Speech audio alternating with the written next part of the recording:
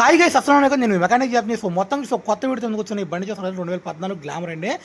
ఈ బండి మొత్తం మనం రీమోడలింగ్ చేయబోతున్నాం. అసలు ఇదేందన్న మరి మొత్తం ఎడకాడ మొత్తం ఓడి తీస్తామంటే దీనికి బద్దలు భాషంగాలు అయిపోయినాయి గురు. ఎడగో వెళ్తుంటే ఆడ ఎదురుబోదు 2 బళ్ళు గుద్దుకున్నాయంటే లైట్గా యాక్సిడెంట్ అయింది.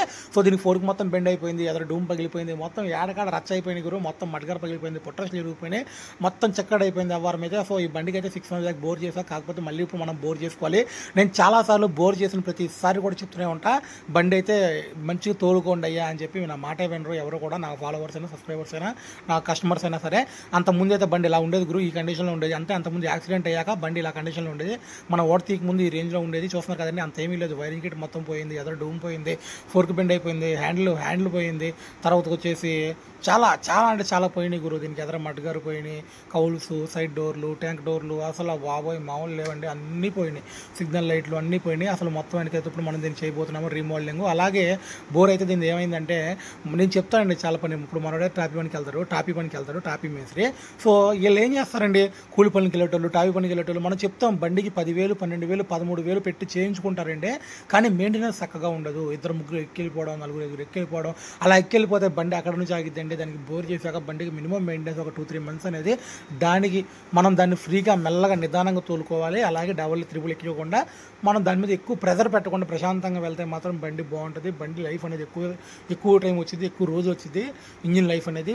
అలా కాకుండా కనుక ఎడ్డు మడ్డి తోలేసారంటే బండి కండిషన్ ఇలాగే ఉంటుంది. చూస్తారు కదండి, మళ్ళీ మనం మొత్తం పేకాల్సి వచ్చింది. అక్కడ ఇదైతే ఆయిల్ వచ్చేస్తుంది, హెడ్ బాగానే ఉంది. కాకపోతే ఏంటంటే పిస్టన్ అనేది ఫెయిల్ అయిపోయింది, మళ్ళీ ఆయిల్ వచ్చేస్తుంది. దీనికైతే కస్టమర్కి నేను చెప్పా, గురువు నువ్వు ఎలాగో రీమోడలింగ్ చేయించుకుంటున్నావు. రీమోడలింగ్ అంటే ఏంటి, ఈ పోయిన వస్తువులు మొత్తం కొత్త. ఎలాగా ఫోర్క్ బెండ్ ఒకటి, తర్వాత వచ్చేసి మనకు ఎదర మట్గారు, తర్వాత వచ్చేసి బ్రేక్ పెడలు, సెంటర్ స్టాండ్ పిన్ను, తర్వాత మరి కౌల్స్, సైడ్ డోర్లు, ట్యాంక్ డోర్లు, సీట్ కవరు, ఇలా ప్రతిదీ కూడా కొత్త వేయించుకుంటున్నాడు గురు. ఇవన్నీ వేయించుకుంటున్నావు కదా, మరి దీంతో పాటు ఇవన్నీ వేయించుకొని మనకి బోర్ పొగొస్తుందంటే మాత్రం బండి లుకింగ్ బాగోదు. నువ్వు జాగ్రత్తగా తోలుకుంటా అంటే నేను చేస్తా.